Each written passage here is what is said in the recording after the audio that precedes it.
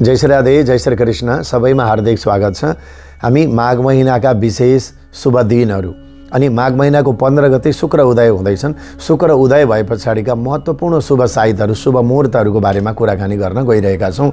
यस video मार्फतबाट निकै महत्त्वपूर्ण जानकारी रहनेछ। दर्शकवृन्दहरू, पौष महिनाको शुक्ल पक्षको पूर्णिमाबाट माघ महिनाको शुक्ल पक्षको पूर्णिमासम्म विशेष स्वस्थानी व्रत आराधना, एक महिनाको माघ मास व्रत, भक्ति अनुष्ठान, साधनाहरू गरिरहेका छौँ। र 5 गते यो भिडियो राखेका छौँ। शुक्ल पक्षको पहिलो दिन हो प्रतिपदा र यस दिन भनेको 19 जनवरी 2026 पर्दछ। यस दिन श्री वल्लभ जयन्ती, सोनाम लोसार र तामाङ लोसार पर्वको दिन रहेको छ। भने यस्तै गरेर सरस्वती पूजा वसन्त पञ्चमी माघ महिनाको 9 गते शुक्रबार रहेको छ। 23 जनवरी 2026 का दिन सरस्वती पूजा हो।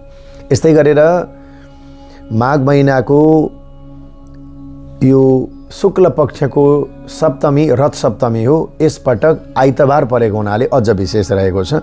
यो रहेको छ माघ महिनाको 11 गते आइतबार, 25 जनवरी 2026 का दिन रवि सप्तमी, अचला सप्तमी, रथ सप्तमी रहेको छ। यसको छुट्टै भिडियो हामी राख्नेछौँ। यस दिन सूर्यको पूजा, आराधना, आरोग्यता, समृद्धिको लागि हुन्छ। विशेष के गर्ने छुट्टै भिडियो पनि हामी राख्छौँ नि।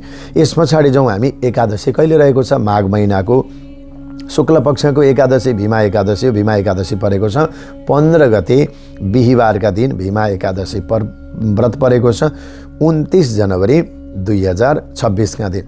प्रदोष व्रत रहेको छ 16 गते यानी कि 30 जनवरी 2026 का दिन। भीष्म द्वादशी पनि हो, शहीद दिवस पनि रहेको छ।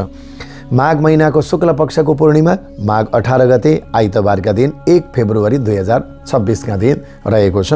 स्वस्थानी व्रत समाप्ति, माघ स्नान समाप्ति, पूर्णिमा व्रत एकै दिन रहेको छ माघ 18 गते आइतबारका दिन। र माघको महिना रहेको छ 29 को महिना रहेको छ 29 गते बिहीबारका दिन। विशेष गरेर माघ महिना समाप्ति हुँदैछ 12 फेब्रुअरी 2026 का दिन माघ महिना समाप्ति हुनेछ भने पूर्णिमासम्म विशेष स्नान दान गर्ने 18 गतेसम्म रहेको हामी सम्पूर्ण भगवत सज्जनहरूलाई जानकारी गराउँदछौँ।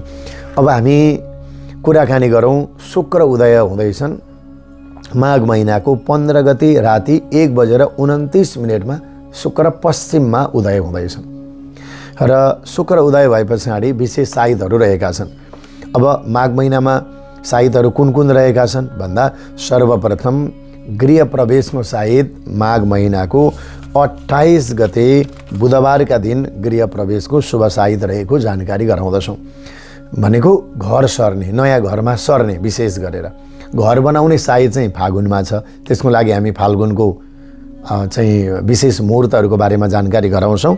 र गृह प्रवेश गर्ने एउटा साइत रहेको छ माघ महिनामा 28 गते बुधबारका दिन। नयाँ घर सर्दै हुनुहुन्छ भने त्यो दिनलाई तयारी गर्ने। र माघ महिनामा विशेष गरेर विवाहका मुहूर्तहरू रहेका छन् 21 गते, 22 र 27 गते माघ महिनामा विशेष विवाहका मुहूर्तहरू रहेका छन्। र पास्नीका शुभ साइतहरू रहेका छन् माघ महिनामा 7 गते, 14 गते, 28 गते पास्नीका शुभ साइतहरू रहेका छन्। पसल खोल्ने साइतहरू माघ महिनामा रहेका छन्। नयाँ व्यापारिक प्रतिष्ठानहरू सुरु गर्ने 24 गते र 28 गते भने रुद्री जुर्ने दिनहरू माघ महिनामा 19, 22, 23, 24, 26, 27 गते रुद्री जुर्ने दिनहरू रहेका छन् भने माघ महिनामा अग्नि जुर्ने दिनहरू, हवन जुर्ने दिनहरू रहेको छन् 19 गते, 21, 23, 25, 27 र 29 गते हवन अग्नि जुर्ने दिनहरू पनि रहेका छन्।